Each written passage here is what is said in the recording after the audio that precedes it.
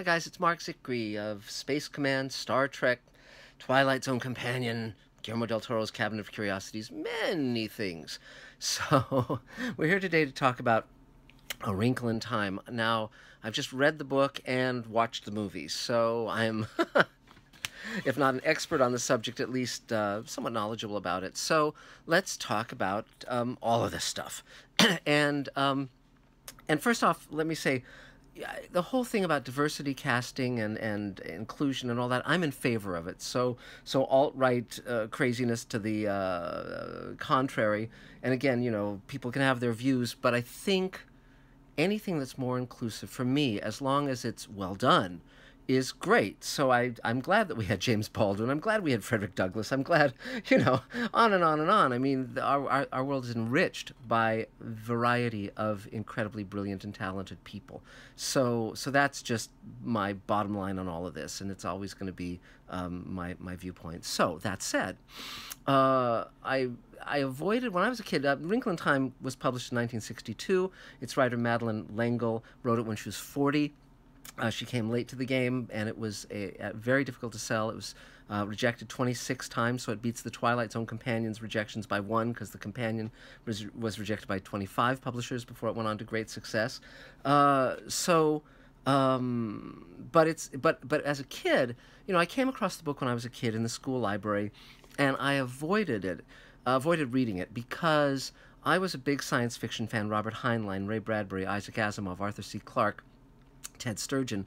And so I liked science fiction that was, I was going to say reality-based, but let's say science-based. And so you'd go to alien planets, and there'd be alien creatures. You'd go to, into space, in a spaceship, etc. Now, Madeleine L'Engle's book is actually fantasy and metaphor and commentary on that period disguised as science fiction. So it does have physics. It deals with tesseracts, which are real things. The characters are scientists, and the parents are scientists, the mother and father, and that stuff is very knowledgeable and very well written.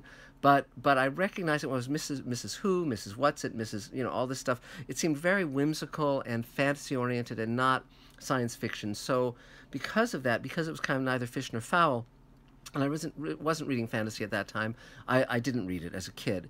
So I've come to this book now as an adult. So I just read it, and I really liked it. I thought it was a great piece of work, very interesting, commenting on conformity versus being yourself, being an individual. I thought it was great. The character voices of the kids, of Meg and her brilliant brother, 5-year-old Charles Wallace, was really terrific. I thought it was really interesting writing really smart characters, kids, and she really knew how to write those kind of characters very well. And Meg has glasses, and she wears braces, and she doesn't think she's attractive, but the hot boy in school, the popular boy in school, is attracted to her because she's smart, and he's smart, and he's not able to show how smart he is or how he feels to the other kids in school. He has to be popular. He has to be a chameleon, and it talks about that, the issues of blending in versus being yourself, and I think it really has a commentary that's very important today as well as back when it was written in 1962. And she went on to write a number of sequels to Wrinkle in Time and other books as well, went on to be very successful, and that's great. She deserves it. And I'm reading the second book now, which I'm very much enjoying. I'll read the rest of them, I think, if they continue to be of this high quality. And for decades, they'd been trying to adapt Wrinkle in Time into a movie. And there was a TV version done years ago that Madeleine L'Engle did not like, was not happy with. They said, well, how did you feel about it? She said, well, I predicted it would be bad, and I was right. And but some years ago, my friend Linda Wolverton, who did The Lion King and Beauty and the Beast, for Disney, she was adapting it for Disney. That draft did not get made. And finally, Ava DuVernay, the director of Selma and 13th, very talented director, came aboard, and Oprah Winfrey and Reese Witherspoon and Mindy Kaling and Chris Pine, and they cast a mixed-race girl to play Meg, and that's Storm Reed, and Charles Wallace is played by Derek McCabe. And, the intentions are very good, but I found the movie, I didn't particularly like the movie. I hope it's successful. It seems to be doing well. I don't wish it ill. But for me, it made a lot of mistakes or weaknesses. I thought the visual design wasn't strong. I thought it was very strange looking. And and it lost a lot of the specificity and the charm of the book. Meg comes across as sullen rather than kind of an outcast and an oddball and brilliant and winning, because even for all of her impatience and anger in the book, she's always winning and always appealing. And Chris Pine's okay, but you know I've liked him in other things much better.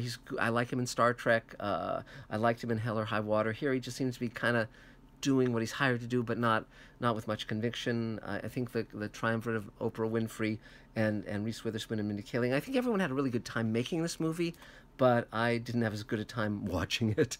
The kids are okay, but not great. It's a very difficult plot to adapt because it deals with, well, we have to save our dad, and it's dealing with a creature of darkness that turns you into something evil and non-compassionate. Compassion is a very big issue.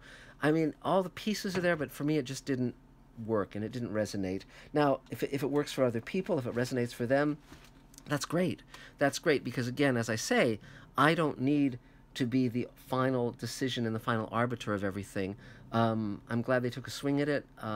It's like, but it's not, I'm not going to go see the sequel to the movie, but a giant Oprah Winfrey in a white white hair and glued jewels on her face, it just didn't charm me exactly. I mean, really, it's a miracle when any movie works. I mean, a book I recommend to you is there's a book on the making of Wizard of Oz, and it goes into how difficult it was to make that film, to get it to work. They replaced directors, they reshot sequences, they changed the makeup design, and the script went through many iterations and revisions, and amazingly it all gelled in terms of cast, in terms of everything. It clicked. And for me, Wrinkle in Time is where everyone's coming to it with good intentions, with a good heart. They're trying hard, they're bringing their best, and for me it just doesn't, the cake doesn't rise. And c'est la vie, on to the next one. So, but if you see Wrinkle in Time and you're not taken in by it or not won over by it, check out the books. And again, this is the lovely thing about film and TV adaptations. And someone once, I think there was an author who was once debating whether or not to let his or her book be adapted to the movies, and someone gave that person a very good piece of advice. They said, look, whether it's good or whether it's bad, the book will still be the book. It doesn't change that. The book is what it is. And and this is very, very true. And soon there'll be a version of Fahrenheit 451 coming out with Michael B. Jordan and Michael Shannon.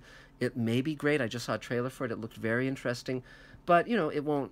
Whether or not it works, the book will still be there. The book is terrific. I highly recommend Fahrenheit 451. And I also very much like the Oscar Werner film that Francois Truffaut did. So that's sort of the Mr. Sci-Fi commentary for Wrinkle in Time.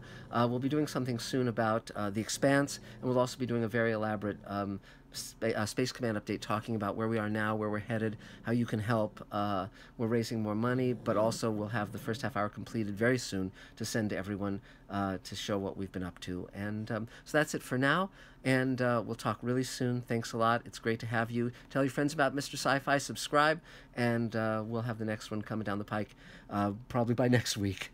Take care, and bye-bye.